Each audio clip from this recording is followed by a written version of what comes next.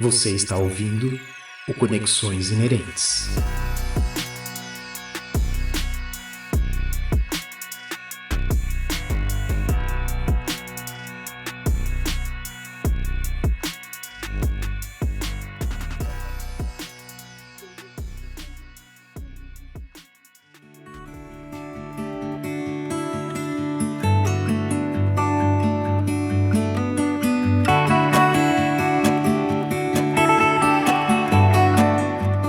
Alô, alô, pessoal! O Conexões Inerentes está no ar, seja muito bem-vinda, muito bem-vindo.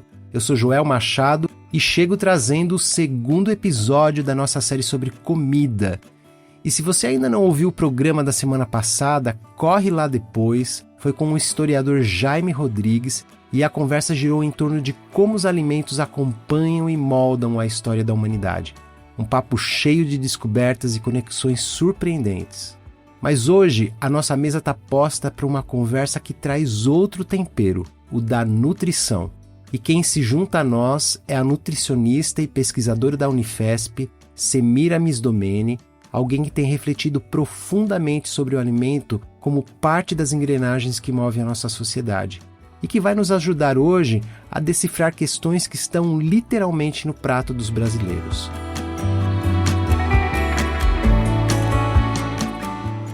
Será que dá para equilibrar o afeto e a nossa tradição alimentar sem abrir mão da saúde? Como é que a gente encara dilemas tão presentes na nossa realidade, como o avanço da obesidade, a insegurança alimentar e até os modismos que prometem soluções fáceis e imediatas? E claro, a gente também vai conversar sobre o nosso papel, o meu, o seu, na construção de um sistema alimentar mais justo, equilibrado e, acima de tudo, com comida de verdade. Então, ajeita os fones, se acomoda por aí, porque o Conexões Inerentes está começando.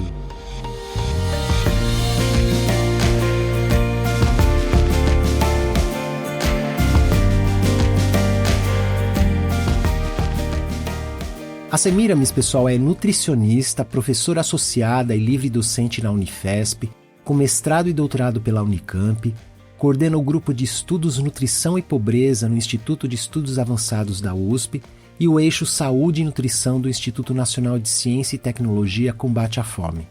Lidera projetos como Panela Aberta e o SIG Dietética, que unem conhecimento acadêmico e ações práticas em alimentação.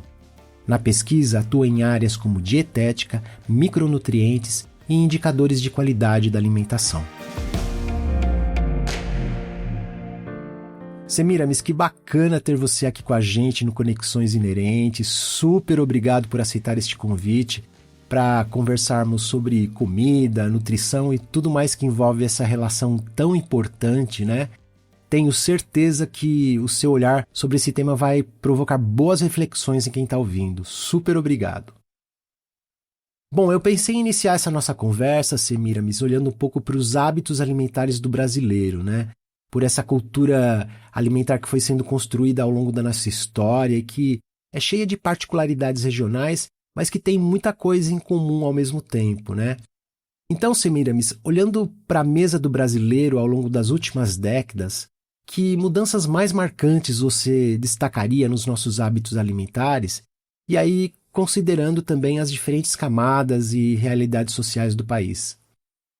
Bem, Joel, obrigada pelo convite. É um prazer dialogar com vocês aqui do Conexões Inerentes. Estou bastante feliz com a oportunidade de vocês pensarem no tema da alimentação. Então, fico contente mesmo com o convite. Obrigada. Bem, hábitos alimentares no Brasil são múltiplos, diversos, mas de fato há uma base comum que a gente encontra independente da região. Um país continental como o nosso e com a nossa biodiversidade, a gente tem evidentemente uma multiplicidade muito grande de arranjos, sobretudo em relação a frutas, legumes e verduras, né? Mas infelizmente o consumo desses alimentos é muito baixo, tá? Se a gente fosse tentar definir um perfil de padrão de consumo alimentar, a dupla arroz e feijão, que passa na cabeça de todo mundo, é verdade, né? São dois carros-chefe, mas que vem perdendo espaço na mesa do brasileiro para dar lugar a uma comida mais pronta, mais pré-preparada, muito por influência de um projeto de sociedade que valoriza menos o tempo dedicado ao preparo do alimento e mais o tempo dedicado ao trabalho, ao trânsito, a coisas que consomem a energia das pessoas, né? Então, a gente tem uma história de alimentação do Brasil marcada, evidentemente, desde a nossa colonização, por uma grande exploração da força de trabalho. Então, também muitas das marcas que a gente vê ainda hoje na nossa dieta vêm do período colonial e a influência, evidentemente, indígena, sobretudo com ingredientes como a mandioca, como a abóbora, como os pescados e técnicas culinárias também de preparar pescado na brasa, e as influências dos imigrantes que trouxeram o macarrão e embutidos, como os alemães, as massas italianas, os embutidos dos alemães, mais recentemente um pouco a comida asiática, que vem ganhando força também. Mas nada disso arranha esse padrão: arroz, feijão, uma proteína animal e uma verdurinha, né? Então, acho que isso traduziria o que é mais comum da gente encontrar. Essa transição, que a gente chama de transição alimentar, que a gente vem observando, muito determinada, como disse, né, me repito, por esta facilidade, digamos assim, de ter o que comer sem precisar ir para a cozinha, traz consequências muito ruins para este perfil de consumo. Então, o que a gente tem visto, se a gente acompanha os dados de pesquisa sobre consumo alimentar nos últimos 20 anos, o arroz e o feijão vem caindo, né? E o consumo de massas e pães vem crescendo, o que indica justamente esta alteração de sair da mesa de um prato para um lanche, alguma coisa que você tenha na mão, que você coma andando, e com isso uma série de consequências que acho que a gente pode chegar nelas mais tarde. De todo modo, eu gostaria de endereçar também uma questão que me parece ainda preciosa para o padrão alimentar do brasileiro. Comparativamente a outros países, nós ainda temos uma parcela muito grande da população que cozinha e que gosta de refeições completas, com arroz, com feijão, com mandioca, ou porções variadas de carne, de frango, uma tendência também para diminuição do consumo dessas proteínas animais por razões diversas, e este padrão associado, portanto, a um adoecimento menor, a uma chance maior de proteger a saúde, foi bastante estudado por ocasião da produção de um documento que foi publicado em 2014 pelo Ministério da Saúde e que muitas pessoas conhecem, que é o Guia Alimentar para a População Brasileira, né? O Guia Alimentar, ele olhou justamente para esta parcela da população que ainda mantém uma tradição culinária e uma preferência alimentar por refeições compostas dessa forma, para orientar as diretrizes que hoje estão sendo usadas aí no mundo inteiro. Já tem 10 anos a publicação desta segunda edição do Guia Alimentar, e ele valoriza bastante este tipo de alimentos. Eu convido as pessoas a botar aí no seu buscador, né, Guia Alimentar para a População Brasileira, e visitar as fotografias. Há lá imagens que reproduzem estes padrões, né, justamente para tentar estimular as pessoas a que resgatem, aquelas que estão perdendo, que resgatem, né.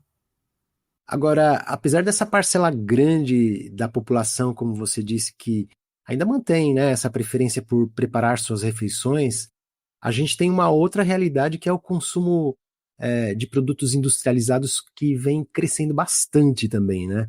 Você acredita que a gente está perdendo, Semiramis, esse aspecto positivo da nossa identidade alimentar? Isso vem acontecendo, sem dúvida, por influência, né, de novo, de um estilo de vida que valoriza muito a praticidade e o acesso a alimentos prontos para o consumo, que pelo Guia Alimentar da População Brasileira, se a gente for estudar lá, vocês vão ver, são classificados como alimentos ultraprocessados, né? Isso vem tomando espaço, sim, na alimentação. Há também uma tendência, nos últimos 10 anos, de uma queda importante do preço deste tipo de alimento em relação aos alimentos que a gente chama de comida de verdade, né? Esses feitos com ingredientes in natura e minimamente processados, os grãos como o arroz, o milho, o feijão e as outras leguminosas, a ervilha, as verduras, as frutas, os legumes, que até muito pouco tempo atrás ainda resultavam numa dieta de mais baixo custo. Hoje não. E isso acontece em grande medida porque a produção dos insumos para preparar esses produtos ultraprocessados é feita em escala gigantesca, com mecanização potente, com uso da terra num caráter explorador, grandes volumes de produção com maquinário forte, com prejuízo na qualidade do solo, com quebra de biomas, né, grandes produções de soja, de milho, que vão fornecer os ingredientes para que a indústria transforme, por exemplo, um milho em um amido que vai integrar um biscoito, que vai integrar um produto pronto, somado com uma proteína que é extraída da soja, com uma gordura que também vem da soja, e que recebe depois, para ficar com cara de alimento, um sabor artificial, uma cor artificial, de modo que a pessoa pode encontrar um produto sabor queijo, que não tem nada de queijo, né? Então, essa produção em grande escala e com grande prejuízo ambiental, evidentemente que traz um custo para a sociedade que não está computado no preço do alimento. Eu acho que além do risco à saúde e ao ambiente, né, por conta da quebra dos biomas, do uso intensivo de agrotóxicos que contaminam rios e da queda da qualidade da alimentação, você tem aí também uma perda de cultura alimentar, né? Porque você vai encontrando o mesmo padrão de consumo em São Paulo, numa cidade da Ásia, numa cidade da Europa, e às vezes isso até é tomado pelas pessoas como alguma coisa que pode ser uma vantagem. Então, se eu vou visitar uma cultura muito diferente da minha, eu não vou estranhar o que eu vou comer, porque lá eu vou encontrar um pacote muito parecido com o pacote que eu encontro no meu supermercado. O que é também uma tristeza, né, do ponto de vista das descobertas que a gente pode fazer quando se desloca para um lugar que não é familiar.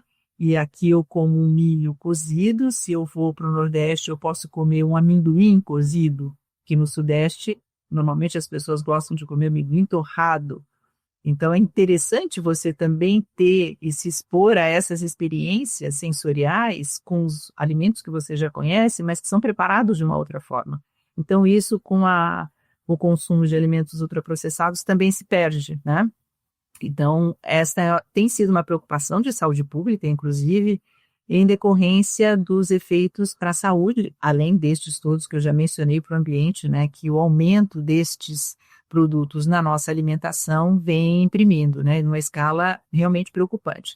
Mas o Brasil ainda está, de certa forma, numa fase que dá para reverter.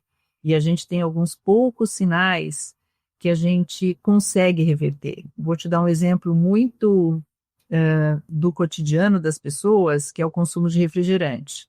O consumo de refrigerante vem caindo, né? Então, esse já é um indicador de que campanhas como a produção do Guia Alimentar para a população brasileira, mais gente na mídia comentando sobre os efeitos negativos de você consumir produtos prontos para o consumo, produtos ultraprocessados, eu acho que de alguma maneira também sinaliza para a população, olha, aqui tem um risco. É que é um risco que talvez não seja de percepção imediata, né? Se eu vou colocar a minha mão no fogo, eu sei que imediatamente eu vou me machucar, que vai queimar. Agora, se eu tomar um copo de refrigerante todos os dias, o efeito desse consumo não se dá de maneira imediata, eu vou sentir a longo prazo, né? Então, esta percepção de risco muito, muito sutil tem sido já denunciada, as pessoas falam, não, opa, de fato, se eu seguir nesse padrão, eu vou adoecer, né? Então, eu acho que isso é uma boa notícia, de certa forma. Agora, Semiramis, tem muitas comidas e pratos tradicionais da nossa cozinha que não têm um valor nutricional, vamos dizer assim, equilibrado, né? E aí muitas pessoas entram no dilema que é como balancear o prazer e a cultura alimentar sem cair em extremos. Ou seja, por um lado tem essa questão de não, entre aspas, nutricionizar demais a comida, transformando cada refeição em uma conta de calorias e nutrientes, mas por outro lado não dá para ignorar os impactos da alimentação saudável, né?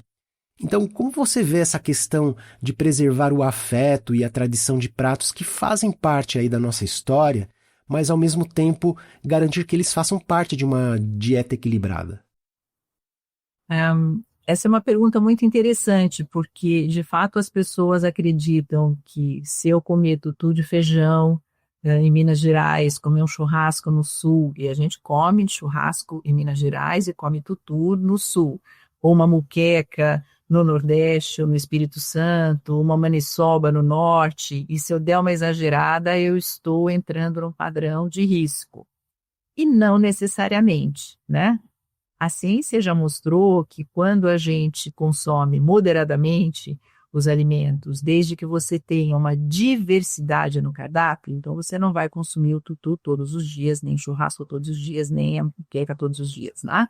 Então, à medida em que você amplia a diversidade de exposições, você diminui muito o risco de se expor a um excesso, por exemplo, de colesterol associado com churrasco ou com excesso de consumo de carne grelhada. Isso realmente traz algum risco e aí você faz, então, um consumo eventual, né?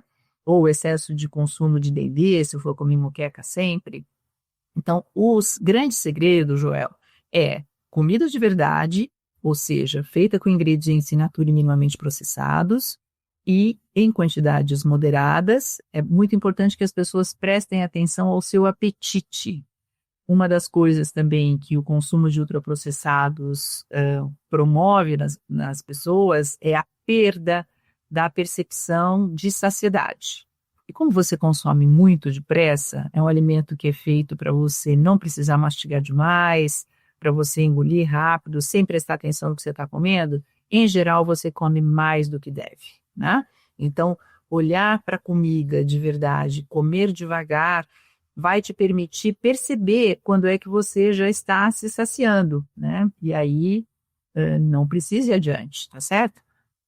Garantindo variedade, garantindo atenção ao que você está consumindo e cuidando das técnicas culinárias. Eu vou fazer dar uma sublinhada aqui na questão das técnicas culinárias, porque a ciência também já nos mostrou que consumir alimentos preparados de formas diferentes pode trazer riscos diferentes, né? Então, dou um exemplo de novo, pegando aqui o nosso churrasco, que eu gosto muito, viu, gente? Nem vou dizer para vocês que eu não como churrasco, não.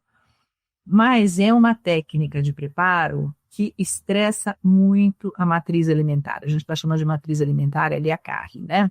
Jeito esquisito de falar de comida. Mas esta carne, submetida a um calor excessivo, com baixa umidade, que é exatamente a condição de uma churrasqueira, produz toxinas, né?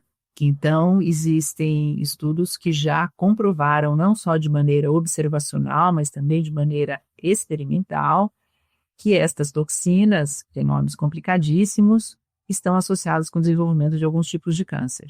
Então, técnicas como o churrasco, a fritura, que é uma outra condição também muito severa, temperatura muito alta, baixa umidade, a gente deve consumir esporadicamente, né? Então, não é apenas variar o alimento, então as 3 dicas, né? Bastante variedade, um consumo com atenção, para que você perceba o momento em que você está saciado e preferir os alimentos que são cozidos com água. Então, os ensopados, né, os alimentos que não são queimadinhos, como é o exemplo do churrasco e da fritura, né?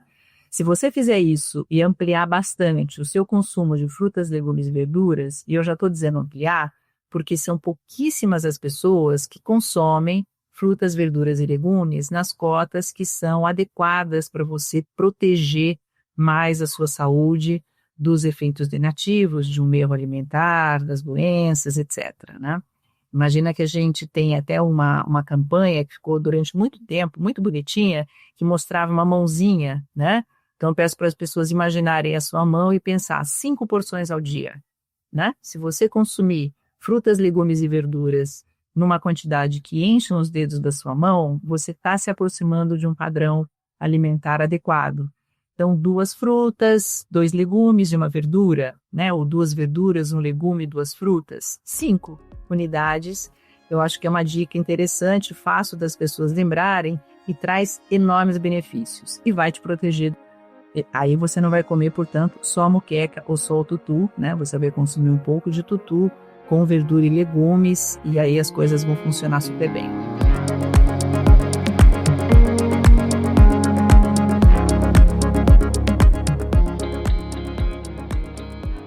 Um outro ponto que eu queria trazer aqui para a conversa, Semiramis, que tem chamado muita atenção, né, são os números crescentes de sobrepeso e obesidade.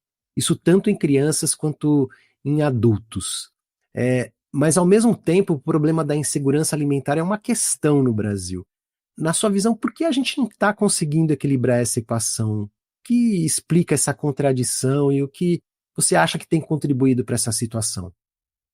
Esse dilema fica na cabeça de qualquer pessoa que olha para os números, né, Joel, e pensa, poxa, no Brasil a gente tem uma capacidade de produção de alimentos tão importante, é um país exportador de grãos, e a gente tem fome, né? E a gente tem uma explosão, como você mencionou, dos casos de sobrepeso e obesidade, né? A gente já chegou a 1 a cada 4 adultos, né, com obesidade no Brasil, e mais da metade com excesso de peso.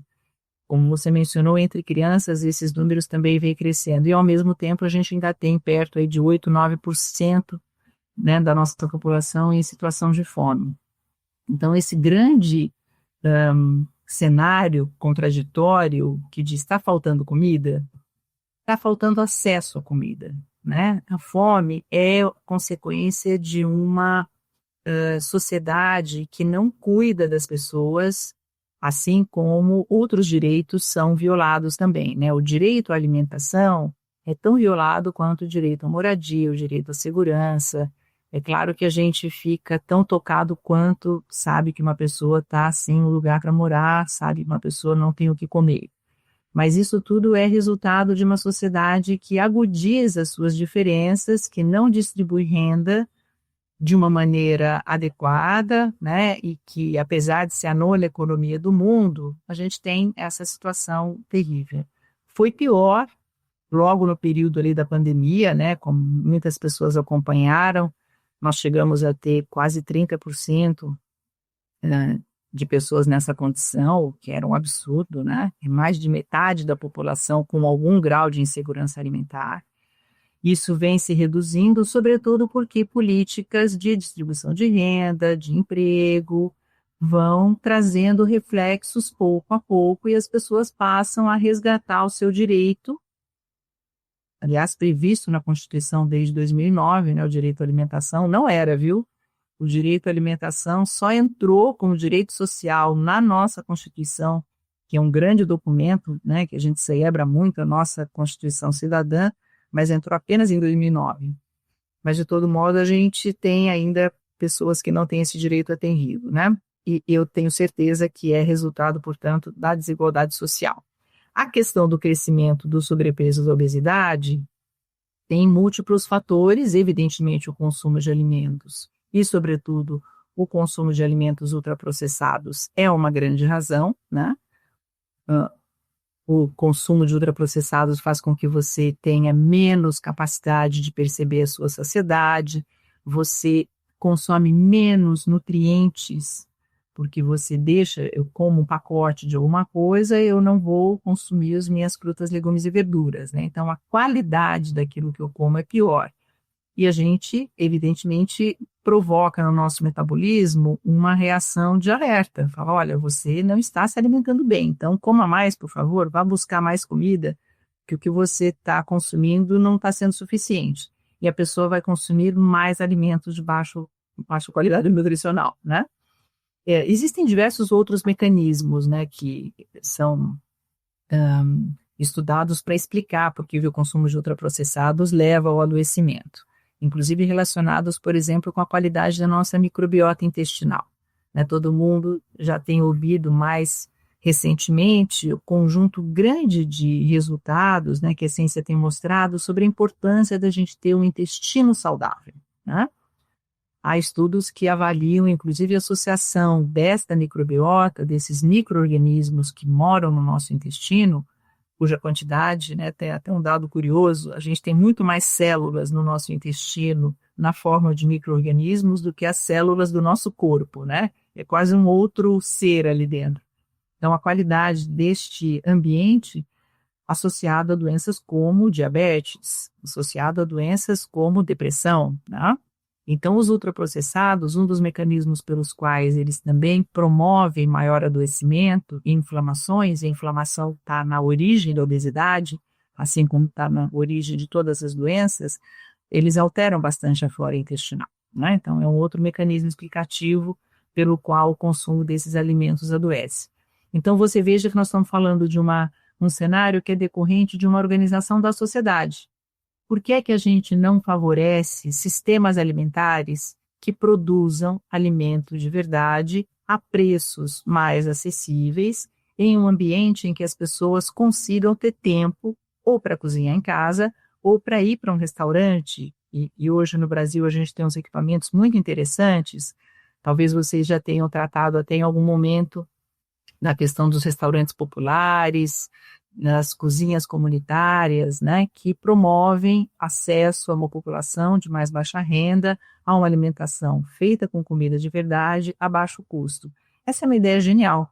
As pessoas não precisam gostar de cozinhar, embora eu, como nutricionista, não devesse dizer isso em público, né? Eu acho que todo mundo teria uma boa experiência se tivesse, né, ali uma chance de se aproximar da cozinha, porque é muito bacana cozinhar, né?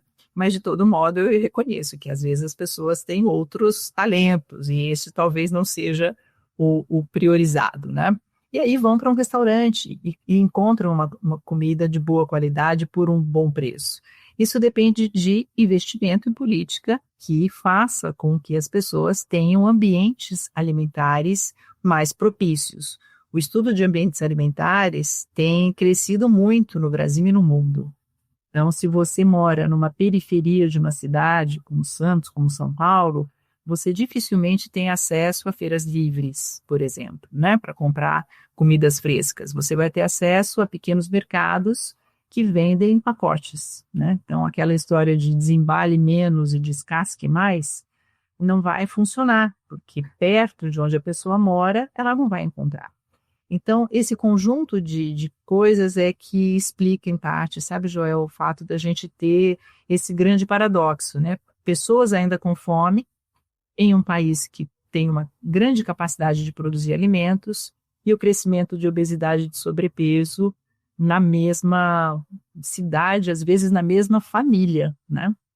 Você tem crianças desnutridas em ambientes com adultos obesos, né? Então, são paradoxos realmente que chamam muita atenção. Mas tem caminho para resolver, né? Bom, agora eu queria falar um pouquinho, Semiramis, sobre essa questão da má alimentação, que acaba tendo um custo enorme aí para o sistema de saúde, né? Você já colocou algumas doenças que estão vinculadas a essas questões nutricionais, mas você poderia falar um pouco mais sobre isso e como elas impactam aí não só a vida das pessoas, mas também os cofres públicos, né? Especialmente o SUS, que é o Sistema Único de Saúde. A relação do adoecimento com o aumento do ônus para o sistema de saúde é evidente, né? Claro que à medida que as pessoas adoecem mais, demandam mais intervenções, não apenas consultas, mas às vezes medicação, até procedimentos mais drásticos. Recentemente estava se discutindo no Brasil, por exemplo, se a implantação de cirurgia bariátrica, que é aquela cirurgia que algumas pessoas precisam fazer quando estão em risco de morte pelo excesso de peso, né, por redução do estômago. Então, por meio da redução do estômago, se controla o consumo alimentar e tira essa pessoa do risco. Então, há uma indicação muito importante de cirurgia bariátrica para estas situações de risco. Então, estava discutindo se haveria uma forma, né, de adotar a cirurgia bariátrica para o controle de obesidade, o que é surreal, né? Então, a gente vai esbarrando assim em distorções até. Eu entendo até que muitos gestores públicos estão imbuídos da melhor intenção. Não, a gente precisa fazer com que as pessoas parem de engordar. E se cirurgia bariátrica funciona, vamos adotar. Eu definitivamente não defendo esse caminho, né? Eu acho que é uma intervenção bastante importante e que tem o seu lugar e a sua indicação para situações de muito risco e muito específico. Então, tirando esses exageros de lado, adoecimentos como hipertensão arterial, diabetes, doenças crônicas estão diretamente associadas com este padrão alimentar errado, né? Há um trabalho, Joel, que foi publicado em 2019, muito interessante, e que ele estimou qual era o papel de todas as formas de má alimentação, o que inclui, desde o início da vida, o baixo tempo de aleitamento materno, tá?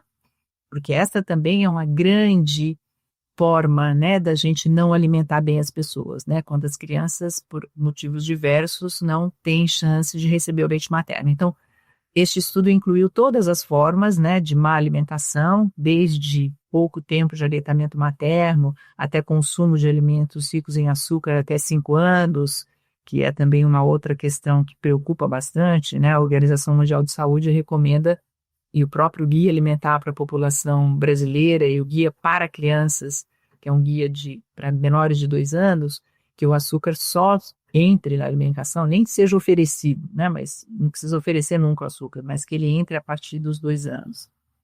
E aí, seguindo pela vida adulta, mostrou que todas as etapas de má alimentação respondem pelo menos 2 vezes mais para o adoecimento por doença crônica do que coisas tão importantes como o tabagismo, por exemplo, como a pressão arterial elevada, como a elevação da glicemia, né? Então, eram 3 fatores de risco que todo mundo sabe. Se você tem elevação de glicemia, você está com risco de adoecer.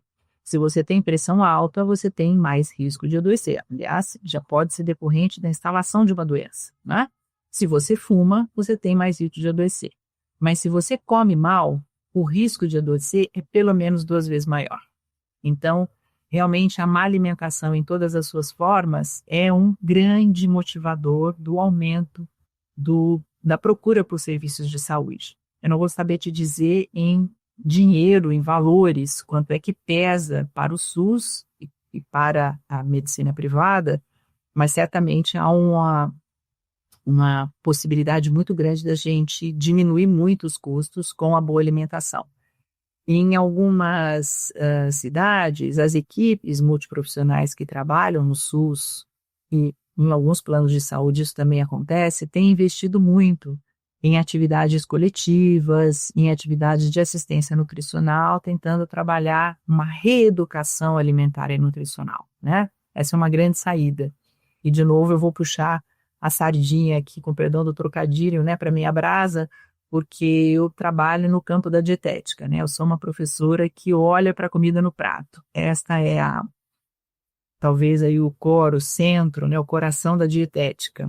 E o uso de oficinas culinárias, que é um recurso pedagógico bastante comum na dietética, é encantador, porque as pessoas, em geral, têm algum alimento, pelo menos, às vezes muitos, né, mas pelo menos 1 ou 2 alimentos que despertam nela um sentimento de afeto, de alegria, de conforto. Então, quando você convida uma pessoa para uma oficina culinária e começa a explorar quais são as suas memórias afetivas com o alimento, o que ela gostaria de fazer ou de aprender a fazer, caso não saiba, e você fica em volta de uma mesa, a cozinha é um ambiente de muita conciliação, de muito conforto, né? Então, uma oficina culinária é alguma coisa que se dá em torno de uma mesa e que as pessoas, com as suas habilidades mais limitadas ou mais avançadas, vão ajudar a preparar um alimento. Então, essa é uma estratégia muito bacana para conectar as pessoas com aquilo que elas comem. Porque muitas vezes essa desconexão é que faz com que ela nem preste atenção no que ela está comendo. E muito atraída por apelos que nas embalagens vêm frutas lindas, né, os sabores naturais, não sei o quê, e você vai ver não tem nada ali dentro, ou rico em nutrientes. Eu já vi vários alimentos assim, ultraprocessados, um alimento, por exemplo, de origem vegetal, dizendo livre de colesterol. O que é óbvio, né? Nenhum alimento vegetal tem colesterol, mas a indústria, vez ou outra, usa uns apelos, isso hoje é proibido, né? Você não pode fazer uma alegação nutricional falsa. Não tem cabimento você dizer que a aveia não tem colesterol. Claro que não tem, não é para ter mesmo, né? Mas isso não é uma vantagem comercial. Então, vocês devem ter acompanhado uma conquista muito importante também dos movimentos aí de advocacy, que conseguiu aprovar a rotulagem frontal dos alimentos ricos em gordura, açúcar e sódio, né? Esse processo também foi muito debatido no meio acadêmico e com a indústria. Haveria até uma outra proposição, sabe, para o formato dessa rotulagem frontal. Saiu ali com uma lupinha, né? E foi o que foi possível fazer, mas de alguma maneira isso também contribui para que as pessoas prestem atenção. E aí, quando você faz essa conexão, muita coisa muda. Então, para o sistema de saúde, né, voltando à tua pergunta original, eu acho que é muito bacana quando a gente consegue promover esse tipo de assistência nutricional, que não é aquela consulta em que o médico vai dizer, olha, o senhor está com diabetes, então o senhor corta o açúcar e vai tomar aqui um hipoglicemiante, embora, evidentemente, a assistência médica seja fundamental para tirar a pessoa do risco, mas o mais importante é que a gente previna que as pessoas cheguem a esse estágio, né? Que precisem do medicamento e precisem cortar o açúcar totalmente da sua dieta. Não vou fazer uma defesa do açúcar absolutamente, porque açúcar realmente é um desses ingredientes que a gente não precisa. Embora eu reconheça que, até do ponto de vista cultural, há uma série de preparações culinárias que são do prazer das pessoas e que trazem alegria e que têm açúcar, né? Mas, enfim, só para dizer que é muito ruim quando há uma limitação imposta por uma condição de saúde que se agravou e poderia ter sido prevenida se você tivesse uma boa prática alimentar. Então, situações como essa eu acho que são muito importantes. E esses equipamentos que eu já mencionei previamente, os restaurantes, as cozinhas comunitárias, agora as cozinhas solidárias também, né, que vêm em resposta aí ao aumento da fome na pandemia, são também oportunidades para que as pessoas tenham acesso a esse tipo de padrão de consumo, né?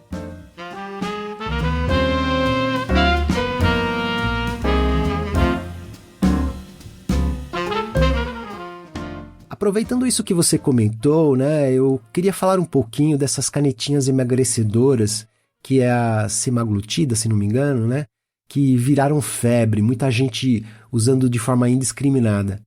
E como um atalho mesmo, né, para mudar os hábitos de verdade. Na prática, Semiramis, como evitar que esses medicamentos virem só uma muleta em vez de parte de um processo que inclua aí a reeducação alimentar? Porque não adianta aplicar a canetinha e continuar comendo mal, né? Até você tem uma situação que pode te desnutrir muito rapidamente, né? Porque a inibição do apetite, no mecanismo inibitório que esses medicamentos promovem, a pessoa vai tendo ali uma certa aversão a comer, fazem evidentemente com que você ingira menos nutrientes, né? Então você pode ter um emagrecimento provocado ali por esse mecanismo repressor do apetite e ainda assim desnutrir. Então, recentemente houve, acho que na semana passada, salvo engano, uma deliberação da Anvisa de que a venda desses medicamentos só será feita com a retenção da receita. Já era necessário a apresentação da receita, mas a pessoa ficava com a receita, né? O que evidentemente facilitava o acesso a outras doses. Então, agora com esta normativa que reterá, então, a receita no estabelecimento farmacêutico, as pessoas vão precisar do acompanhamento médico mais regular. Então, de alguma maneira, isso traz uma certa modulação, né, um certo controle para que os colegas da medicina consigam acompanhar as pessoas que realmente se beneficiam, né, do medicamento e não de uma maneira tão liberada e não controlada como estava acontecendo. Acho que esse é um passo. Agora, não dá para negar que a indústria farmacêutica tem um poder de sedução extremamente importante. E tem aqui um dado que eu não sei se é do conhecimento de vocês, mas as grandes empresas, os grandes capitais que controlam a produção, por exemplo, de agrotóxicos, como a Monsanto, que foi recentemente comprada por uma grande indústria farmacêutica, que é a Bayer, né? Então, é muito revelador você perceber como a economia mundial destes grandes grupos econômicos olha para as pessoas como consumidores tanto de doença quanto do remédio, né? Então, você vai comer mal, adoecer, e depois eu vou te vender um remédio, ou seja, eu vou conseguir ganhar, né, aumentar o meu lucro duas vezes, né? Te vendendo uma comida ruim e depois te vendendo um remédio para você se curar das coisas que essa comida ruim te trouxe. De novo, né? Uma coisa de um sistema que é bastante perverso, né? Eu espero, sabe, Joel, que agora com o controle a coisa se moralize um pouco mais. Mas já já vai aparecer outra coisa, eu não tenho dúvida. Realmente as chances de aparecer algo novo são enormes mesmo, né? Como já aconteceu com outros medicamentos desse tipo antes. Bom, mas agora eu queria tocar um pouquinho na questão da desnutrição, Semiramis. Quando a gente pensa em desnutrição no Brasil, a imagem que normalmente vem à mente da maioria das pessoas, né, tá muito relacionada com a infância. Mas a gente pouco discute sobre essa questão em relação aos idosos e também durante a gravidez em mulheres, né? Que enfrentam aí esse drama e muitas vezes de forma silenciosa, principalmente os idosos. Por que esses dois extremos aí da vida são tão atingidos pela insegurança alimentar? Eu acho que esse tema é extremamente relevante, Joel. Obrigada por ter endereçado também a questão da velhice, porque a gente está num país que está em processo de envelhecimento bastante acelerado, né? E com o aumento da iniquidade, a pobreza, sobretudo, o abandono dos idosos, faz com que muitos deles não tenham realmente acesso a uma alimentação de qualidade. E há um fenômeno que acontece, né, durante o envelhecimento, que é uma perda de massa muscular, né, as pessoas chamam de sarcopenia. Então, os idosos ficam mais enfraquecidos e, com isso, maior risco de queda, e a queda na idade avançada é uma complicação de saúde importantíssima, porque ela incapacita as pessoas para o movimento. Muitas vezes a reversão de uma fratura é um processo bastante difícil de ser superado. Enfim, então, a desnutrição entre os idosos é um fenômeno que realmente tem preocupado bastante.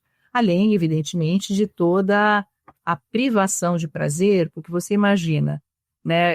Eu já ouvi esse depoimento de muitas pessoas que atingem aí os seus 70 anos, 80, e aí vem o médico, vem o nutricionista e fala: olha, então, o senhor está com pressão arterial elevada, então vamos parar de comer não sei o quê, não sei o que. A pessoa fala: não, eu prefiro continuar comendo e vou morrer feliz. Claro que a gente não estimula esse tipo de hábito, mas é só para dar um pouco a medida de como a alimentação é importante em todas as fases da vida, mas nesta fase em especial, em que as pessoas têm muito mais tempo para se dedicar ao que gostam de comer, para se dedicar ao livro que gostam de ler, pensando aí no mundo ideal, né? Como seria envelhecer com saúde.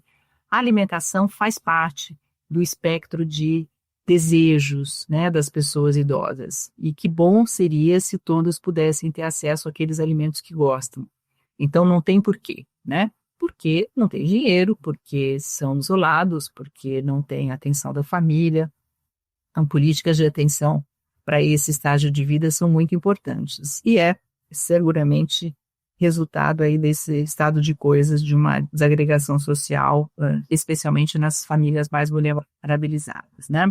A desnutrição infantil, e você mencionou as gestantes, é um fenômeno que acontece, a gente estava mencionando, né, lares que podem ter excesso de peso, associado com pessoas, com crianças com baixa estatura, com baixo peso, e ela é mais grave em alguns grupos, sobretudo de populações tradicionais, que têm sido atacados por atividades, por exemplo, como a mineração, né? Todo mundo se lembra a questão de 2 ou 3 anos, 2022, 2023, a gente constatar aquele grande número de crianças indígenas com desnutrição avançadíssima, isso em grande medida determinado pela perda da capacidade das populações tradicionais em recolherem da natureza o seu próprio alimento. Isso está acontecendo por quê? Né? Então, porque o rompimento do equilíbrio da floresta, né, o desmatamento para, por exemplo, atividades ilegais como o garimpo, a contaminação dos rios. Então, os indígenas não encontram mais o peixe, não tem água limpa no rio, não tem floresta, e isso gerou uma situação alarmante, né, da gente ver aquela penúria. Então, periferias urbanas, isso também acontece, né? No meio rural, muitas cidades do Brasil, a desnutrição, por incrível que possa parecer, é mais importante no meio rural do que no meio urbano.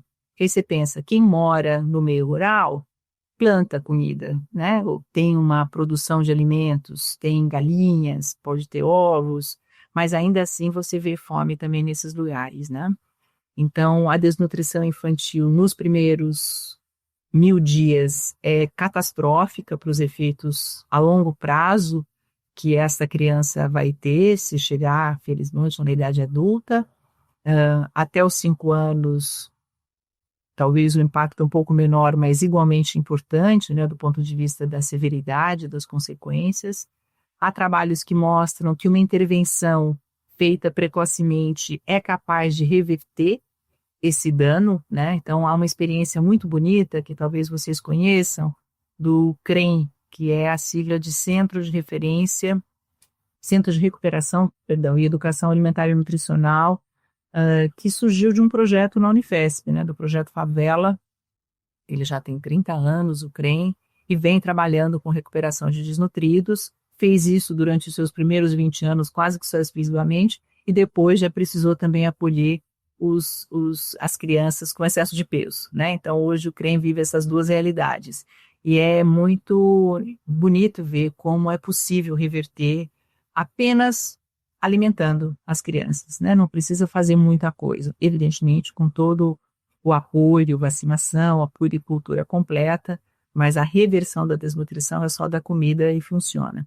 E em ambos os casos, né, Joel, tanto para idosos quanto para crianças, ou para gestantes, são situações que deveriam envergonhar qualquer brasileiro, né? Quando você olha para o lado e vê que você mora numa cidade que tem gente que passa fome, tem um idoso que está abandonado, tem uma criança que está desnutrida, essa é uma situação que deveria gerar escândalo, né? E deveria mobilizar muito mais do que mobiliza as pessoas.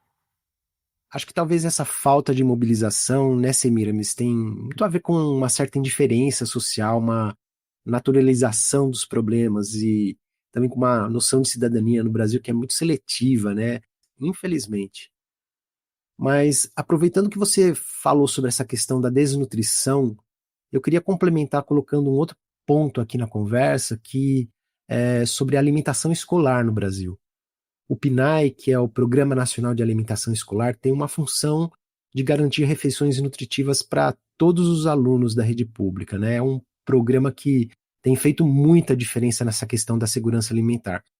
Mas ainda existem vários desafios na qualidade da alimentação que é ofertada, dependendo da região do país, né? Na sua avaliação, Semiramis, como o PNAE tem evoluído para superar essas desigualdades, né? Para assegurar uma alimentação saudável mesmo em todas as escolas públicas? Acho que uma das coisas que mais temos orgulho no Brasil é de sermos uma nação em que uma política de alimentação e nutrição, desde a sua instalação nos anos 1950 até hoje, ocorre de forma ininterrupta e é o maior programa alimentar do planeta, né? E é modelo para o mundo inteiro. O governo brasileiro vive recebendo comissões de países, de outros continentes e enviando também técnicos para outros países para compartilhar a experiência do Programa Nacional de Alimentação Escolar.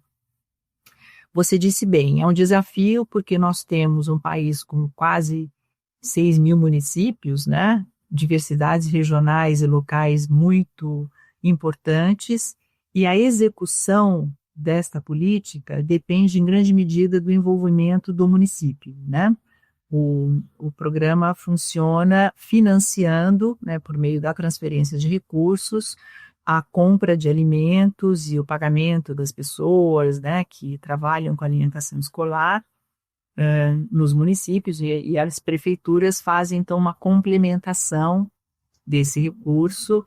Na verdade, o recurso que vem do governo federal é para a compra de alimentos, né? E os prefeitos, os municípios, então, instalam as cozinhas e cuidam da oferta dos trabalhadores e trabalhadoras que vão executar essas refeições. A normativa que precisa ser atendida para que o município faça jus a esse financiamento, ela vem se aperfeiçoando muito nos últimos 30 anos, eu diria. Até os anos 1990, apesar da política ter sido importante até aí, porque levou alimento para todas as crianças na escola, no começo da política, Joel, nos anos 1950, muitas vezes foi a política de alimentação e nutrição que ajudou a escolarizar as nossas crianças, né? A taxa de permanência das crianças na escola era baixíssima. Ela também cresceu porque as crianças iam para a escola para comer, o que é uma realidade também absurda. A gente não gostaria que fosse assim, né? Mas o PNAE teve um papel importante no aumento da taxa de escolarização no Brasil. Mas, enfim, voltando ao ponto da qualidade nutricional, até os anos 1990, os parâmetros eram bastante flexíveis, né? E os municípios tinham muito mais liberdade, digamos assim, para comprar o que quisessem. Então, foi uma época também muito influenciada pelo papel da indústria e iniciativas internacionais que desviavam para o Brasil os seus excedentes de produção. Então, vinha um monte de soja, vinha uma farinha esquisita que ninguém sabia muito bem como usar. Tal, excedia produção, manda lá para o Brasil e põe na alimentação escolar, né? Então, havia umas sopas de soja, uns pacotes, muita coisa ultraprocessada. Isso, felizmente, foi caindo, né? E a legislação hoje que regula o programa exige que há um percentual importante dos recursos seja destinado à agricultura familiar, ou seja, o prefeito deve olhar para o entorno do seu município e identificar qual é a capacidade de produção dos seus agricultores, o que traz benefícios para o município de outra ordem, né? Porque o agricultor familiar que consegue disponibilizar sua produção para uma política que funciona 200 dias por ano, ele também se fortalece para vender alimentos para o restante da população, né? Então, para além de garantir uma alimentação de qualidade na escola, o PNAE também é um incentivador do fortalecimento da produção local, o que traz impacto para todas as pessoas, né? Claro que ainda existem situações de exceção, né? Então, você ainda encontra, vez ou outra, produto está processado, né? A legislação também inibe o percentual de recursos destinados para esse produto, para esses produtos, né? Mas você, vez ou outra, ainda encontra. Mas tem acontecido um fenômeno muito importante de qualificação do PNAE, né? O trabalho das merendeiras, que eu preciso registrar aqui, é muito bonito ver como essas trabalhadoras, esses trabalhadores, existem merendeiros também, né? Embora o público feminino seja mais prevalente, mas também há municípios que têm merendeiros. Então, essas trabalhadoras e trabalhadores, como eles se envolvem com o seu trabalho, porque reconhecem a importância de estar ali no ambiente escolar, não apenas entregando uma boa refeição, mas estimulando as crianças a identificar e fazer aquela conexão sobre a qual falávamos, né? A pessoa, a criança, aprender a comer uma comida de verdade e levar para a sua casa esse tipo de demanda, de desejo. Falar, olha, eu comi arroz e feijão na escola, eu comi verdura, eu aprendi a comer. Nós fizemos em Santos algumas aproximações com o PNAE, aumentando a oferta de frutos da biodiversidade, né? É um ambiente muito interessante para trabalhar a escola, porque as crianças são curiosas. Os professores fazem um trabalho belíssimo na educação básica, especialmente, né, em todos os níveis de educação, mas eu fico muito encantada com o trabalho dos colegas educadores de educação básica, que são guerreiros e guerreiras, né, com condições, às vezes, muito precarizadas de trabalho, fazem, enfim, uma formação que é super importante. E incluem a educação alimentar e nutricional como tema contemporâneo transversal, né, está na Base Nacional Curricular do Brasil, a saúde, e dentro da saúde a educação alimentar e nutricional, que casa também com a política, né, com o Programa Nacional de Alimentação Escolar. Então esse realmente é um orgulho nacional, o PNAE, a gente espera que ele cresça. O financiamento, que é muito importante para garantir uma compra de alimentos adequada, melhorou nos últimos anos, mas pode melhorar mais. É claro que a gente sabe que essa questão orçamentária é uma guerra de cobertor curto, né? Puxa de um lado e vai faltar do outro. de todo modo, eu acho que vem se adensando e eu acho que realmente a gente tem experiências muito boas. E essas situações residuais vão acabando no tempo, eu tenho certeza.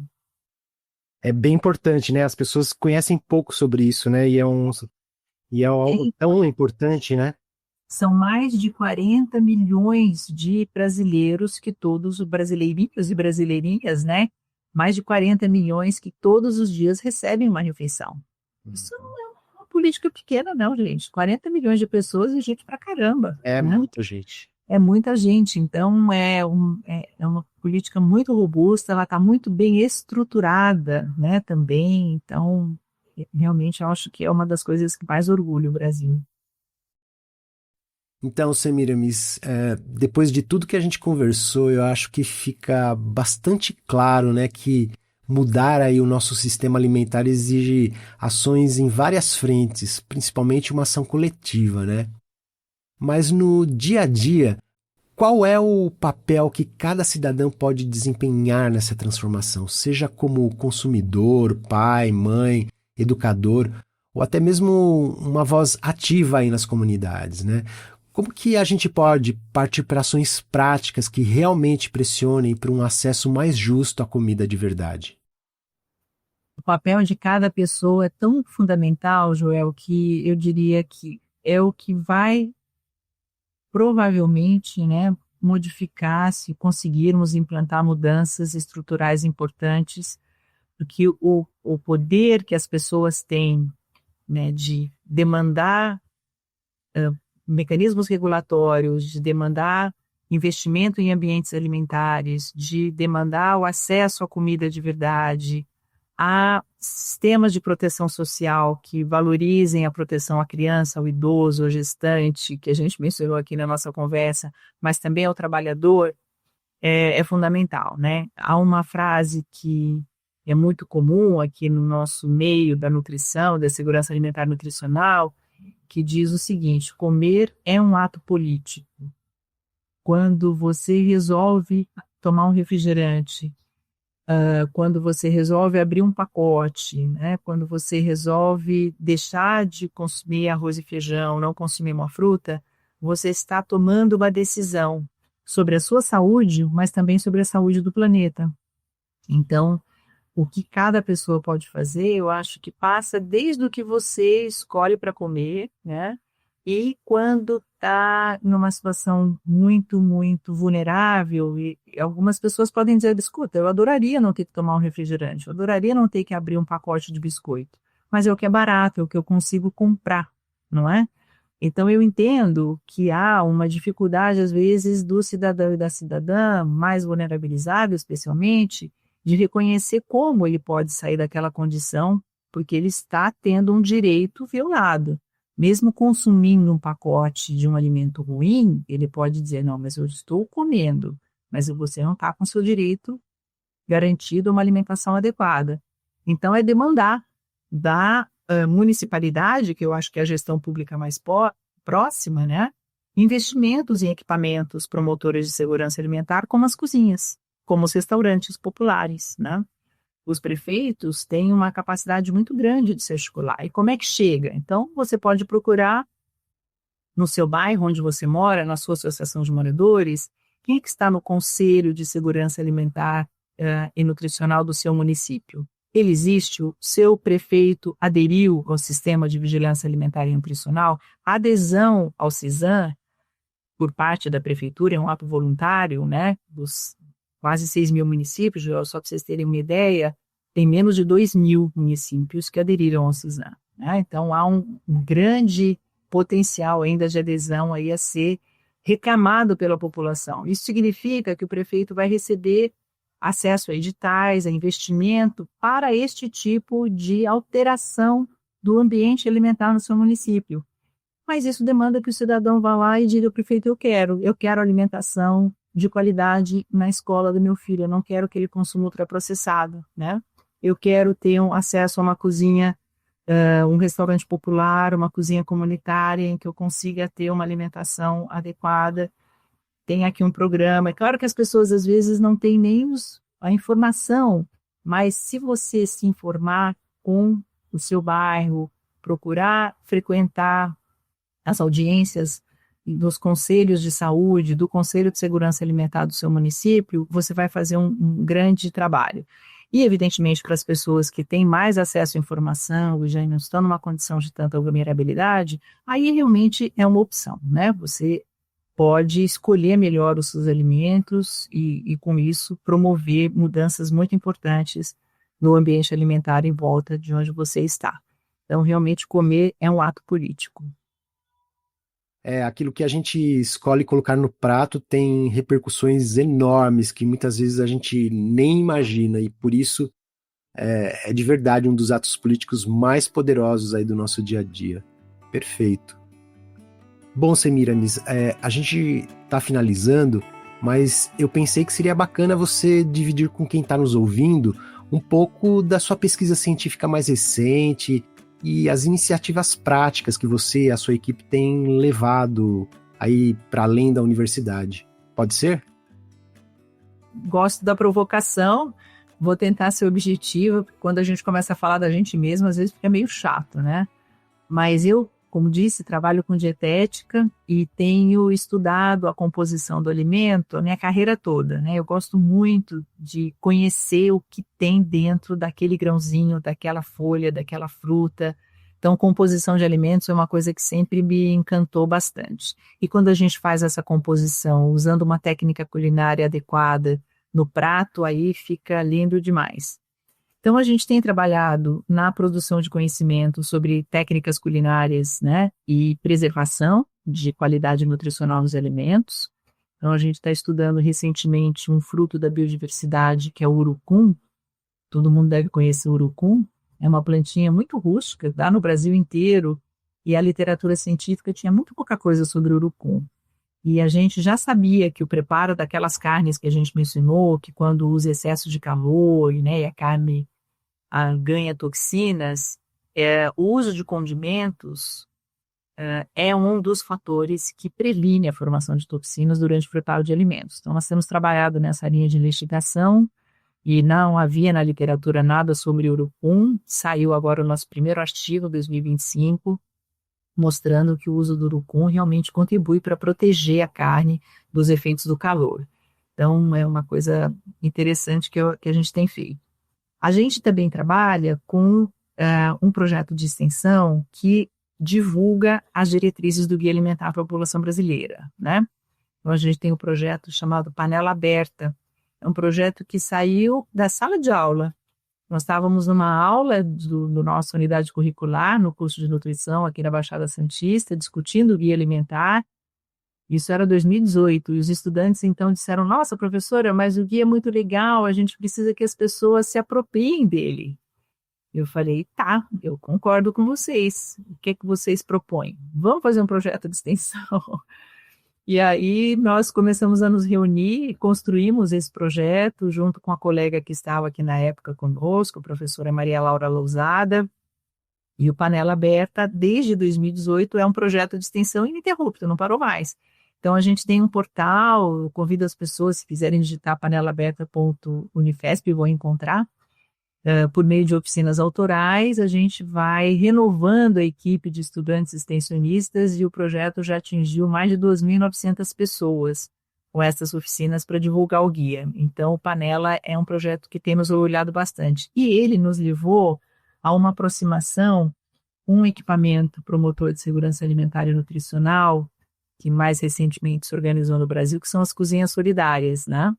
Então, a partir da constatação de que havia muita gente com fome, e isso se agravou durante a pandemia, a própria sociedade se organizou em torno daqueles arranjos possíveis para fazer levar um prato de comida, fazer chegar um prato de comida a quem estava com fome, né? Então, você vê uma cozinha solidária numa paróquia, num bairro, numa associação de moradores e, sobretudo, nos movimentos sociais, né? Então, uma participação muito importante do MST, que já nos seus 40 anos tem trabalhado de uma maneira tocante, eu diria, para além de competente, né, pela luta na reforma agrária, que não aconteceu no Brasil ainda, né, mas o MST já mostra uma pujança na direção de assentar famílias em terras que têm a sua destinação social enquanto que são produtivas, e o MTST também, né? Então, ambos os movimentos lideram aí o Brasil à inauguração de muitas unidades de cozinhas solidárias. E por conta do Panela, a gente se aproximou e estamos trabalhando, então, no mapeamento dessas cozinhas solidárias no Brasil. São mais de 2.500 unidades hoje, para montar um modelo estrutural em rede em territórios vulnerabilizados, tendo a cozinha solidária como eixo de articulação da produção local de alimentos, sobretudo com financiamento via PA, Programa de Aquisição de Alimentos, que felizmente também foi retomado depois de muitos anos de interrupção, né? E via outras fontes de financiamento que possamos, né, deslocar nos municípios.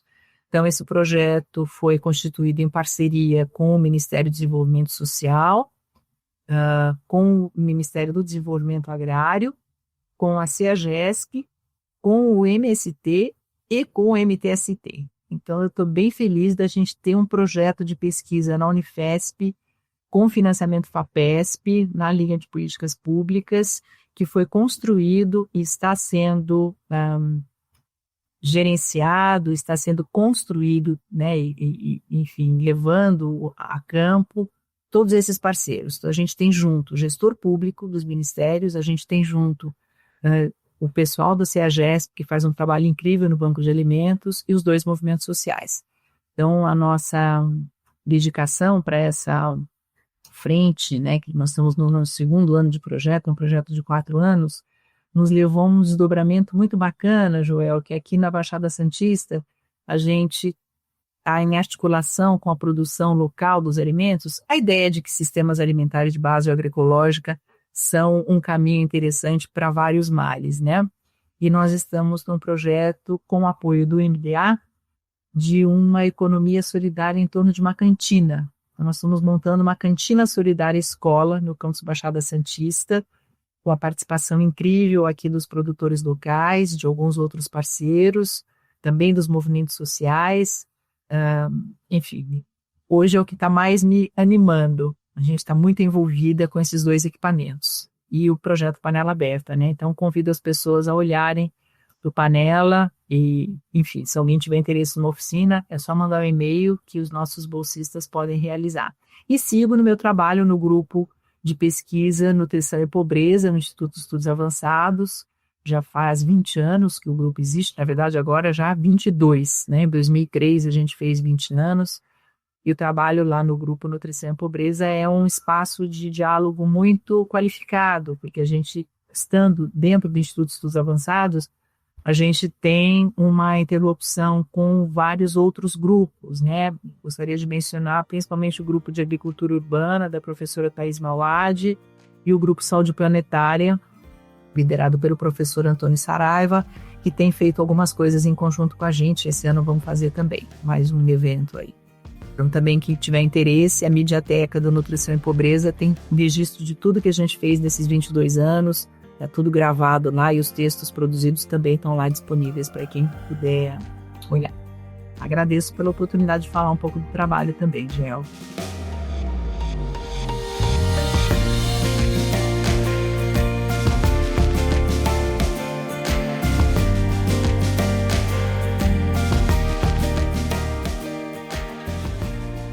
Semiramis, muito obrigado por esse papo tão necessário e gostoso. Foi demais te ouvir.